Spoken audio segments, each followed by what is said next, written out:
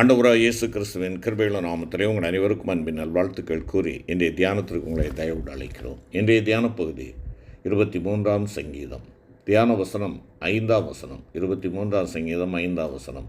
என் தலையை எண்ணெயால் அபிஷேகம் பண்ணுகிறேன். என் தலையை எண்ணெயால் அபிஷேகம் பண்ணுகிறேன். மற்றொரு வாக்கியத்தை வாசிக்கிறேன். அப்போஸ்தலர் நடபடிகள் 1ஆம் அதிகாரம் 8ஆம் வசனம். அப்போஸ்தலர் 1:8. பரிசுத்த ஆவி உங்களிடத்தில் வரும்போது நீங்கள் பலனடைந்து எருசலேமிலும் யூதேயா முழுவதிலும் சமாரியாவிலும் பூமியின் கடைசி பரியந்தமும் எனக்கு சாட்சிகளாயிருப்பீர்கள் என்றார். அருமையான கர்த்தருடைய பிள்ளைகளை, ஆவியானவருடைய அபிஷேகத்தை குறித்து நாம் பார்த்து வருகிறோம். நல்ல ஆயனாக இருக்கிற நம்முடைய ஆண்டவர் நம்முடைய தலையை எண்ணெயால் அபிஷேகம் பண்ணுகிறார் என்பதை குறித்து கடந்த சில நாட்களாக நாம் சிந்தித்தோம். கடந்த நாளிலே கூட அந்த ஆவியானவருடைய செயல்பாடுகள், அபிஷேகம் பண்ணப்படுவதால் நமக்கு கிடைக்கின்ற செயல்பாடுகளை குறித்து நாம் தியானித்தோம். இன்று அதனுடைய தொடர்ச்சியாக பார்க்கின்ற பொழுது இந்த பரிசுத்த ஆவியானவர் ஏதோ பொழுதுபோக்கிற்காக கொடுக்கப்படுகிற ஒருவர் அல்ல, இல்லை என்றால் ஏதோ ஒன்று என்று பெற்றுக்கொள்ளுகிற ஒன்று என்பது அல்ல. பரிசுத்த ஆவியானவர் வெற்றியின் ஆவியானவராக இருக்கிறார். உங்களையும் என்னையும் அவர் அபிஷேகிப்பதனுடைய நோக்கம் வெற்றியாளர்களாக ஜீவிக்க வேண்டும் என்பதற்காகத்தான்.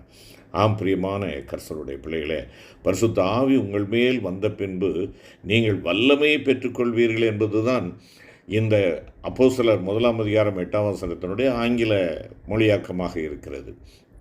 மூல பாஷையிலே நாம் பார்ப்போம் என்றால், வல்லமை என்பதற்கு அபரிதமான விசையாற்றல் உள்ள வல்லமை, டைனமிக் பவர் என்ற அர்த்தமுள்ள டுனாமிஸ் என்னும் வார்த்தையானது உபயோகப்படுத்தப்பட்டுள்ளது. இந்த பதம் டைனமைட் அல்லது பேராற்றல் வாய்ந்த வெடிகுண்டு என்னும் அடிப்படையான பதத்தினின்று வந்துள்ளது. ஒரு வெடிகுண்டானது வெடிக்கும் தன்மையுள்ளது. பரிசுத்த ஆவியானவரின் அபிஷேகத்தில் உள்ள அபரிதமான விசையாற்றல் உள்ள வல்லமையும் ஒரு வெடிகுண்டை போன்றதே. இந்த விசையாற்றல் உள்ள வல்லமை வெளிப்படுகின்ற பொழுது உனக்கு எதிராக செயல்படுகின்ற எல்லா விதமான பிசாசின் கோட்டைகளும் அவனுடைய வல்லமைகளும் தவிடுபடியாக தகர்த்தெறியப்படும் என்பதை அறிந்து கொள்ள வேண்டும். எப்பொழுது இது சாத்தியமாகிறது? பரிசுத்த ஆவியானவருடைய அபிஷேகத்தை நீங்களும் நானும் பெறுகின்ற பொழுதுதான் ஒரு மனிதன் ஆவிக்குரிய பலனை அடைய முடியும். இவ்விதமாக பலனடையும் பொழுது நமது குடும்பத்திலும் ஊரிலும் உலகெங்கிலும் நீங்களும் நானும் சாட்சிகளாக இருக்க முடியும். பரிசுத்த ஆவியானவரின் அபிஷேகத்தை பெறாதவன் பலவீனனாக கருதப்படுகிறான். நீங்கள் பலனடைய வேண்டாமா? உடனடியாக விசுவாசத்தோடும் ஆவலோடு ஜெபித்து பரிசுத்த ஆவியானவருடைய அபிஷேகத்தை பெற்றுக்கொள்ளும்படியாக ஆண்டவர் இந்த நாளிலே உங்களை அழைக்கிறார். நற்செய்தி பணி எருசலேமில் தொடங்கி யூதேயாவிலும் சமாரியாவிலும் தொடர்ந்து பின்னர் உலகெங்கும் வளரத் தொடங்கியது என்பதாக நாம் பார்க்கிறோம். இப்பொழுது உலகின் எல்லா பகுதிக்கும் சென்று சேரும் காலம் நெருங்கிவிட்டது. ஆம் பிரியமான கர்த்தருடைய பிள்ளைகளே, இந்த ஆவியானவருடைய வல்லமையை நீங்களும் நானும் பெற்றிருக்கிறோமா? அந்த அபிஷேகத்தை நீங்களும் நானும் பெற்றவர்களாக காணப்படுகிறோமா? மெய்ப்பன் ஆடுகளுடைய தலையில் எண்ணெய் வார்க்கிறான். விஷப்பூச்சிகள் மூக்கின் வழியாக சென்று அதை கேடு உண்டாக்கி விடாதபடியும், வண்டுகள் அதனுடைய ரோமத்திலே சென்று கூடு கட்டி அதை பலவீனப்படுத்தி அழிவுக்கு கொண்டு சென்று விடாதபடியும் அவன் அந்த அபிஷேக தைலத்தை என்ன செய்கிறான்? தைலத்தால் அபிஷேகிக்கிறான். என்னுடைய வாழ்க்கையிலும் அதுதான். பாவமானது கூடுகட்டி நம்மை பலவீனப்படுத்தி விடாதபடி தேவன் நம்மை அபிஷேகிக்கிறார். உனக்கு எதிராக எழும்புகின்ற எல்லா சத்துருவின் கோட்டைகளையும் நிர்மூலமாக்கும்படியான பலத்தை உனக்கு நீ பெற்றுக்கொள்ளும்படியாக, உன்னை உயிரோட்டமுள்ளவனாக்கும்படியாக ஆண்டவருடைய ஆவியானவர் உனக்கு இந்த கிருபையை கொடுக்கிறார், உன்னை அபிஷேகிக்கிறார்.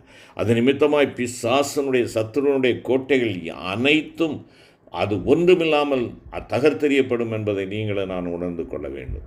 இந்த வல்லமையானது, ஆவியானவருடைய அபிஷேகமானது இந்த உலகத்தில் உள்ள எல்லா வல்லமைகளையும் பார்க்கிலும், அணுகுண்டுகளையும் ஹைட்ரஜன் குண்டுகளையும் பார்க்கிலும் மகா பெரியது. பரிசுத்த ஆவி உங்கள் மேல் வந்த பின்பு நீங்கள் அபரிதமான விசையாற்றல் உள்ள வல்லமையை பெற்றுக்கொள்வீர்கள் என்பதே இந்த வசனத்திற்கான சரியான ஒரு மொழிபெயர்ப்பாக கருதப்படுகிறது. நாம் இந்த பொக்கிஷத்தை, இந்த மகத்துவமுள்ள வல்லமையை மண்பாண்டங்களில், அதாவது நம்முடைய சரீரங்களில் பெற்றிருக்கிறோம் என்பதாக 2 கொரிந்தியர் 4:7 சொல்லுகிறது. பிரியமான கர்த்தருடைய பிள்ளைகளே, இப்படிப்பட்ட இந்த விசேஷமான இந்த வல்லமையை பேராற்றல் மிக்க விசையாற்றல் உள்ள இந்த வல்லமையை நம்மிலே சிலர் என்ன செய்கிறோம்? அவித்து போடுகிறவர்களாய் காணப்படுகிறோம். பரிசுத்த ஆவியினாலும் வல்லமையினாலும் அபிஷேகம் பண்ணப்பட்டிருந்த கர்த்தராகிய இயேசு கிறிஸ்து நன்மை செய்கிறவராயும் பிசாசின் வல்லமையில் அகப்பட்ட யாவரையும் குணமாக்குகிறவராயும் சுற்றித் திரிந்தார் என்பதாக அப்போஸ்தலர் 10:38 கூறுகிறது. நசரேயனாகிய இயேசுவை தேவன் பரிசுத்த ஆவியினாலும் வல்லமையினாலும் அபிஷேகம் பண்ணினார். தேவன் அவருடனே கூட இருந்தபடியினாலே அவர் நன்மை செய்கிறவராயும் பிசாசின் வல்லமையினால் அகப்பட்ட யாவரையும் குணமாக்குகிறவராயும் சுற்றித் திரிந்தார். பரிசுத்த மத்தேயு 3:16 நாம் பார்க்கின்றோம். இயேசு ஞானஸ்நானம் பெற்று ஜலத்திலிருந்து கரையேறினவுடனே இதோ வானம் அவருக்கு திறக்கப்பட்டது, தேவ ஆவி புறாவை போல இறங்கி அவர் மேல் வருகிறதை கண்டார் என்பதாக நாம் பார்க்கிறோம். இந்த யோர்தான் ஆற்றின் கரையிலே ஆண்டவராகிய இயேசு கிறிஸ்து அபிஷேகம் பண்ணப்படுகிறார். பரிசுத்த ஆவியானவராலே அவர் அபிஷேகம் பெற்றதை இங்கே நினைவுபடுத்துகிறதை நாம் பார்க்கிறோம். அருமையான கர்த்தருடைய பிள்ளைகளே, நீங்களும் நானும் இந்த பரிசுத்த ஆவியானவருடைய வல்லமையை பெற்றவர்களாக இருக்கிறோமா? அந்த பரிசுத்த ஆவியானுடைய வல்லமை உங்களிலே இருக்கிறது. நீங்கள் அதை பயன்படுத்த வேண்டும் என்பது தான் ஆண்டவர் இந்த நாளிலே உங்களிலே என்னிலே எதிர்பார்க்கிற ஒரு காரியங்கள். எதற்காக கொடுக்கப்படுகிறார்? நாம் நன்மை செய்யவும் பிசாசின் வல்லமையில் அகப்பட்ட யாவரையும் குணமாக்குகிற அந்த ஊழியத்திலே நம்ம ஈடுபடுத்திக் கொள்ளவும் ஆண்டவர் விரும்புகிறார். நன்மை செய்கிறவர்களாய் நாம் காணப்படுகிறோமா? தரித்திரருக்கு சுவிசேஷத்தை கொடுக்கும்படியாக தேவன் நம்மை தேர்ந்தெடுத்திருக்கிறார் என்பதை உணர்ந்தவர்களாக சுவிசேஷ பணியிலே நம்முடைய பங்குகள் ஈடுபாடுகள் காணப்படுகிறதா? ஆலயத்திற்கு போகிறோம், ஆண்டவரை தொழுகிறோம், வருகிறோம் என்பதல்ல. என் ஆண்டவருடைய எனக்கு கொடுத்த உத்தரவாதத்தை, எனக்கு கொடுத்த பொறுப்பை நான் உத்தரவாதத்தோடு நிறைவேற்றுகிறேனா? நாம் சற்று யோசித்து பார்க்க அழைக்கப்படுகிறோம். நன்மை செய்கிறவராய் சுற்றித் திரிந்த ஆண்டவர் உங்களையும் என்னையும் அவருடைய கால்களாக, கரங்களாக, அவருடைய வாயாக, நாவாக இந்த உலகத்திலே விட்டு சென்றிருக்கிறார். அவர் உன்னையும் என்னையும் தன்னுடைய கணக்கிலே வைத்து கொண்டிருக்கிறார். நீயும் நானும் அவர் விட்ட பணியை தொடர்ந்து செய்ய வேண்டும் என்பதற்காக நம்முடைய பங்கு எப்படிப்பட்டதாக இருக்கிறது? அருமையான கர்த்தருடைய பிள்ளைகளே, நமக்கு அருளப்பட்டிருக்கிற இந்த மாபெரும் வல்லமையினால் நாம் எப்படிப்பட்ட பெரிய காரியங்களை செய்யும்படி கர்த்தர் நம்மிடத்தில் எதிர்பார்க்கிறார் என்பதை நீங்கள் பாருங்கள். அதைத்தான் பரிசுத்த லூக்கா 4:18-19 சொல்லுகிறது. ஆண்டவர் செய்த அதே இறைப்பணியை உங்களுடைய என்னுடைய கரங்களிலே கொடுத்திருக்கிறார். பிரியமான கர்த்தருடைய பிள்ளைகளே, இதை உணர்ந்தவர்களாக நாம் செயல்படுகிறோமா? ஆண்டவருடைய தாசனாகிய ஸ்தேவான் விசுவாசமும் பரிசுத்த ஆவியும் நிறைந்தவனாய் ஜனங்களுக்குள்ளே பெரிய அற்புதங்களையும் அடையாளங்களையும் செய்தான் என்பதாக அப்போஸ்தலர் 6:5 மற்றும் 8 வசனங்களிலே நாம் வாசிக்கிறோம். பவுலடிகளார் சொல்லுகின்ற பொழுது சொல்லுகிறார், நான் எனக்குள்ளே வல்லமையாய் கிரியை நடப்பிக்கிற அவருடைய பலத்தின்படி போராடி பிரயாசப்படுகிறேன் என்பதாக கொலோசை திருச்சபைக்கு எழுதுகின்ற பொழுது அவர் குறிப்பிடுகிறதை பார்க்கலாம். கொலோசையர் 1:29 வசனத்திலே. அருமையான தேவனுடைய பிள்ளையை, அருமையான சகோதர சகோதரி, நீங்களும் நானும் எதை பெற்றிருக்கிறோமோ அதை அறிந்திருக்க வேண்டியது மிக அவசியம். தேவன் விசுவாசிக்கிறவர்களாகிய நம்மிடத்திலே காண்பிக்கும் தம்முடைய வல்லமையின் மகா மேன்மையான மகத்துவம் இன்னதென்று அறிந்து கொள்வதற்கான ஞானத்தையும் தெளிவையும் அளிக்கிற ஆவியை நமக்கு தந்தருளும்படி நாம் வேண்டிக் கொள்ள வேண்டும் என்பதாக எபேசியர் 1:17-19 வசனங்களிலே பவுல் அப்போஸ்தலன் குறிப்பிடுகிறதை பார்க்கலாம்.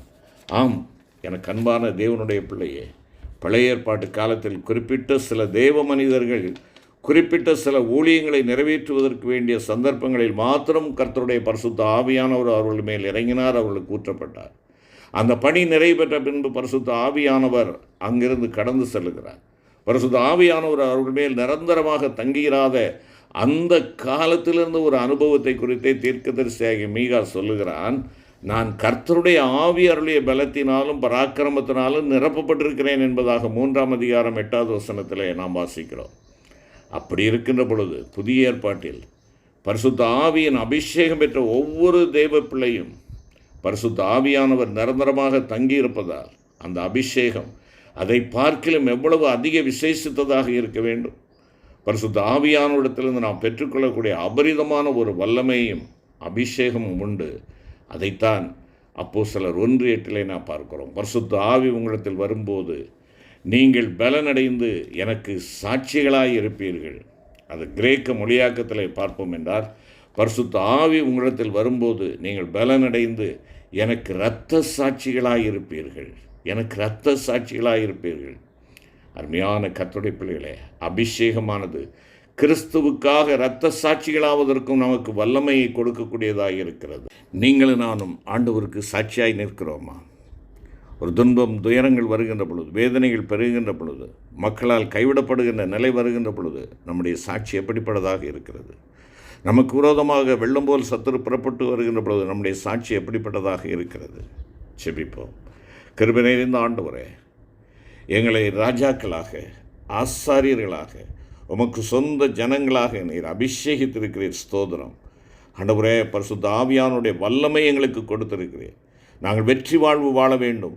எல்லா பிசாசனுடைய துரத்தனங்களை முறியடிக்க வேண்டும். கோட்டைகளையும் கொத்தளங்களையும் உடைத்தெறிந்து எங்கள் தேவனுக்காக நாங்கள் சாட்சிகளாய் நிற்க வேண்டும் என்பதற்காக உம்முடைய பரிசுத்த ஆவியானவரை கொடுத்திருக்கிறேன். நாங்கள் இந்த வல்லமையை பயன்படுத்தி வெற்றியுள்ள ஒரு வாழ்க்கை வாழ ஆண்டவரே, தொடர்ந்து உம்முடைய முகத்தை நோக்கி பார்த்து உமக்காக சாட்சிகளாய், இரத்த சாட்சிகளாய் இருப்பதற்கும் நாங்கள் எங்களை ஒப்புக் கொடுக்கிறோம். மீட்பர் இயேசு கிறிஸ்துவின் வேண்டிக் கொள்கிறோம் நல்ல பிதாவே. ஆமென்.